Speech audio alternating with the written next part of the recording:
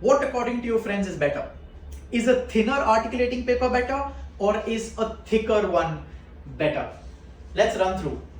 With a thin articulating paper, something like an 8 or a 12 micron articulating foil, I want you to appreciate the size of the contact that it creates. Wherever there is physical contact, a small area of the tooth registers that contact.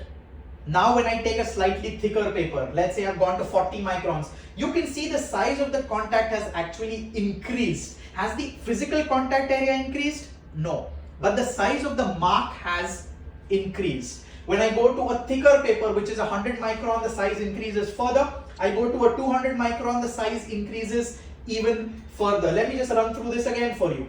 If I am at 12 microns, which is a thin articulating foil, I will only and only get small dot contacts. As I increase the thickness of the paper, the size of the articulating paper mark keeps on increasing. Now what's important to understand is when I use a thin paper, I get point contacts. I know exactly which is the area of contact, what needs to be adjusted.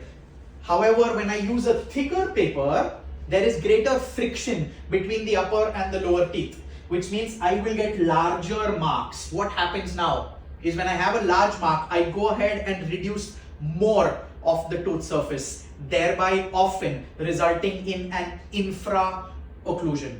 Always remember to choose articulating papers that are thinner because they are far more precise than thicker papers.